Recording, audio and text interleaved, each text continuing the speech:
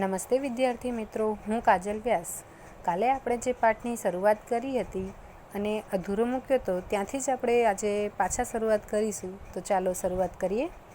સાધુએ કહ્યું, રહેવા દો ભગત, એટલા પૈસાની આપણા તરફથી તંબાકુ પીજો. તો સાધુ કહેતા है कि रहने दो भक्त, इतने पैसे जो बचे हैं उसकी आप तंबाकू पी लेना. मोचीએ કહ્યું, હું तंबाकू पीतो नहीं महाराज. तो मोची कहता है कि मैं तो तंबाकू पीता नहीं हूँ महाराज. तो अपना तरफથી पगरखा सीववा माटेनी डोरी लावजो. तो फिर वो कहता है साधु कि तो मेरी तरफ से तुम पगरखा यानी चप्पल सिलने की जो डोरी आती वो लेके आना. ना महाराज, हरामનો પૈસો મને ના ખપે. मोची सामेनी दुकाने परचूरण लेवा गयो. फिर मोची है वो कहता है कि नहीं, मुझे हराम का एक भी पैसा नहीं चाहिए.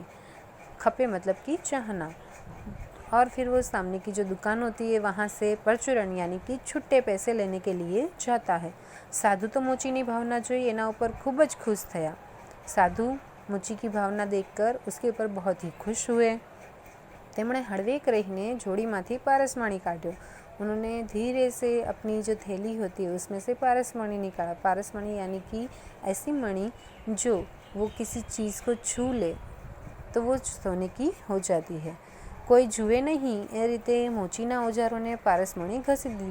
कोई देख नहीं रहा था. इस तरीके से साधु ने मोची के जो सारे औजार यानी साधन थे उसके ऊपर वो पारसमणी घीस दी. બધા औजारों सोनाना થઈ ગયા. પછી તે મોચી પાસે ગયો. सब औजार सोने के हो चुके थे और फिर वो मोची के पास गया. તેની પાસેથી પૈસા લેતી વખતે કહ્યું, ભગત, મુઠ્ઠી ચણાના પૈસા પણ ભિક્ષા માટે આપશો તો ઈશ્વર તમારું ભલું કરશે. उन्होंने कहा. मोची के पास जाता है और फिर कहता है पैसे लेते समय, भक्त, एक मुट्ठी चने हैं उसके पैसे भी आप मुझे भिक्षा में दे दोगे तो ईश्वर यानी भगवान आपका भला करेगा.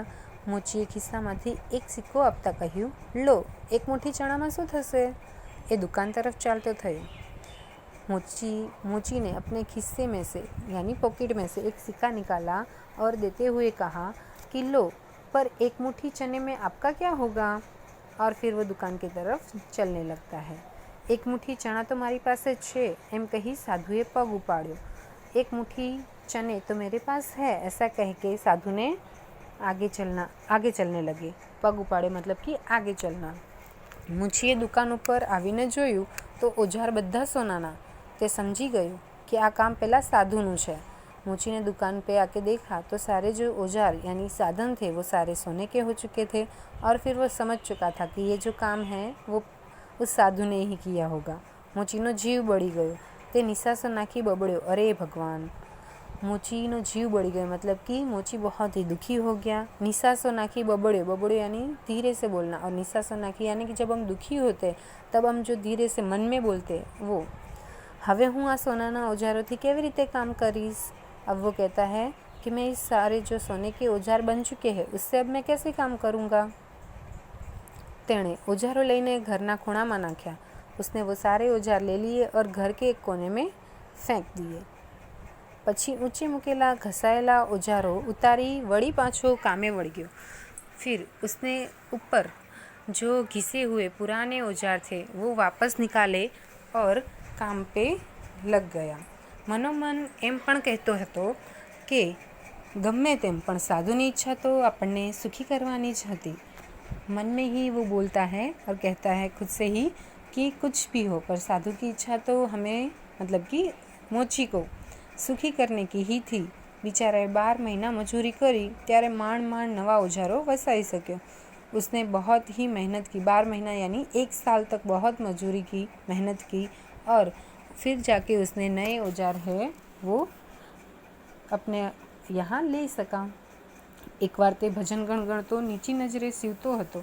एक बार वो भजन गुनगुनाते हुए नीची नज़र से सिल रहा था. ત્યાં એના કાને કોઈકનો અવાજ પડ્યો, કેમ છો મોચી ભગત?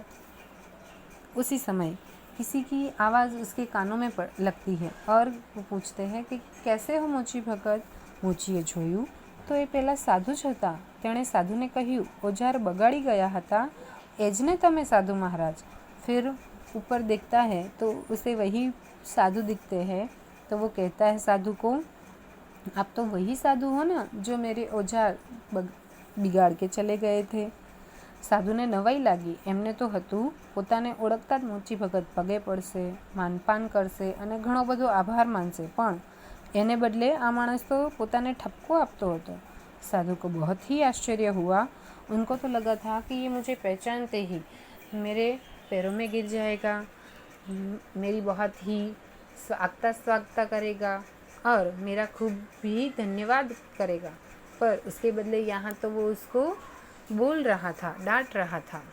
સાધુને વહેમ પડ્યો, આ બિચારો સોનાને પિત્તર ધાડી બેઠો છે. उनको वहम गया कि ये व्यक्ति है वो इस चीज़ को सोना नहीं पर पित्तल समझ चुका है. તેમણે કહ્યું, મૂચી ભગત, ઓજાર બગાડ્યા નથી, સોનાના બનાવ્યા છે. ક્યાં છે એ? નાખી તો નથી દીધા ને? मूची भगत को फिर साधु कहते हैं कि मूची भगत, मैंने तुम्हारे औजार बिगाड़े नहीं हैं, वो मैंने सोने के बनाए हैं. कहाँ है वो? तुमने फेंक तो नहीं दिए ना? મને ખબર છે મહારાજ, સોનાના છે, પણ એ સોનું મારા બાવડાના બળથી ઓછું મેળવ્યું છે. बावड़ाना बड़थी मतलब कि खुद की मेहनत से. अब वो कहते हैं कि मुझे पता है कि वो सोने के हैं, पर वो सोना मेरी मेहनत का नहीं है. આવું મફતનું સોનું શું કરવું છે? એ પડ્યા ખૂણામાં, તમે પાછા જ લઈ જાઓ. अब वो कहता है कि ऐसा मुफ्त का जो सोना है वो मुझे नहीं चाहिए, इसका क्या करना, वो रहे कोने में, आपको चाहिए तो आप वापस लेके चले जाओ. સાધુએ મૂચીને શિખામણ આપતા કહ્યું, મૂચી ભગત, તમને કશી ગમ નથી, સોનું વેચીને પૈસા બનાવો ને મજા કરો. अब साधु है वो मूची को सिखामण यानी सीख देता है कि मूची भगत, इसमें आपको कोई भी दुख नहीं है. वो सोने का जो औजार है, सारे जो साधन है वो आप बेच दो, उससे जो पैसे आए उससे आप मज़ा करो. आ काची दुकान ने पाकी करो, काम करना माणसों रखो, बैठा बैठा खाओ ने लहर उड़ाओ. अब वो कहता है कि ये जो आपकी कच्ची दुकान है उसको पक्की बनाओ, जो आपके यहाँ पे काम करने वाले व्यक्ति रखो और आप बैठे बैठे खाओ और मौज करो, मजा करो. मोचीए पूछ्યું, भगवाने हाथ पग आप्या छे एનું શું કરવું महाराज? तो फिर मोची क्या पूछता है कि भगवान ने जो हमें हाथ पैर दिए हैं उसका क्या करना है? नवाई भरी आंखें साधु तो मूची भगत सामे ताकी ज रहा मतलब कि देखते ही रहे. आश्चर्य से उनकी आंखें भर चुकी थी और साधु है वो मूची भगत के सामने देख रहे थे. મૂચીએ કહ્યું, સાધુ મહારાજ, ભગવાને हाथ पग कहीं बैठा बैठा खावा माटे नहीं, काम करवा आप्या छे. अब मूची है वो साधु को क्या कहता है कि साधु महाराज, भगवान ने ये जो हाथ पैर है वो बैठे बैठे खाने के लिए नहीं पर काम करने के लिए दिए हैं. आ सांभળી साधु बोल्या, મૂચી ભગત, સાચી વાત છે, ભગવાને કામ કરવા જ હાથ પગ આપ્યા છે. હવેથી હું પણ હાથથી કમાઈને ખાઈશ ને તમારા જેવો જીવનનો સાચો આનંદ મેળવીશ.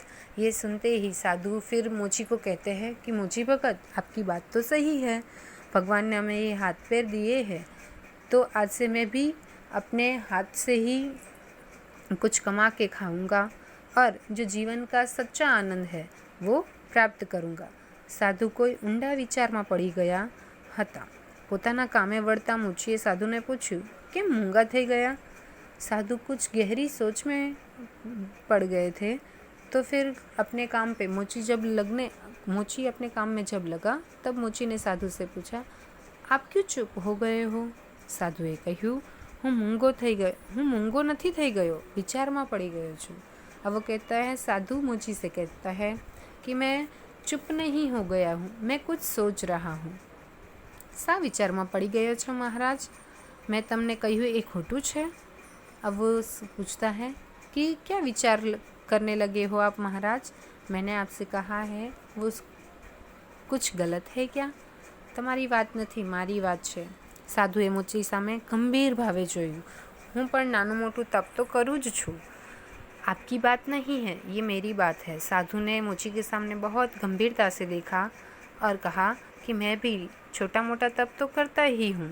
જેમ મારી પાસે સોનું બનાવવાનું સાધન છે, છતાં મેં એનો ઉપયોગ મારી જાત માટે કદીએ પણ કર્યો નથી. जैसे ही मेरे पास जैसे सोना बनाने का एक साधन है, पर मैंने उसका उपयोग कभी मेरे लिए नहीं किया है. ભિક્ષા માંગીને પેટનો ખાડો પૂરું છું, પણ આજે તારી આ ભિક્ષાનો જે ગર્વ મારામાં હતો તે પણ ગાળી નાખ્યો છે. मैं भिक्षा मांग के ही अपने पेट का गुजरान करता हूँ, पर वो जो मेरा अपने ऊपर गर्व था वो भी आज मेरा उतर गया है तुम्हारी बातें सुन के। आज थी तमे मारा गुरु। अब साधु है वो मोची भगत को कहते हैं कि आज से आप मेरे गुरु हैं ने આજથી હું તમારો આ દાખલો યાદ કરીશ અને મારો गर्वने धोतो रहीश। और वो कहते हैं कि आज से मैं आपने जो ये उदाहरण दिया है, ये बात मुझे जो सिखाई है उसको याद करूँगा और अपने ऊपर कभी भी गर्व नहीं करूँगा। मोची काम करવું ભૂલી ગયો અને સાધુની પીઠ પાછળ જોતો રહ્યો। कामे वળતા બબડ્યો, आप खरा साधु। मोची फिर थोड़ी देर के लिए अपना काम भूल गया और साधु जब चल रहा था तो उसकी पीठ की तरफ देखते रह गया। और फिर अपने काम पे जैसे ही लगता है तो वो मन में फिर से बोलता है कि आप भी खरे साधु हो। तो बाळ मित्रों, आ चेप्टर तमने केवो लाग्यो ए तमे कमेंटमां कहेता रहो अने आनी शब्द समजूती रूढ़िप्रयोगो वाँची કંઈ ના સમજાય તો કમેન્ટ દ્વારા તમે મને પૂછી શકો છો। અને હજી સુધી જો તમે મારી ચેનલને સબસ્ક્રાઈબ ના કરી હોય તો સબસ્ક્રાઈબ કરી લો અને બેલ આઇકનને દબાવી દો, જેથી તમને મારી નોટિફિકેશન મળતી રહે અને આવા નવા વિડીયો દ્વારા હું તમારી સામે આવતી રહું। ચલો તો હવે આપણે એક નવા વિડીયો દ્વારા મળીશું।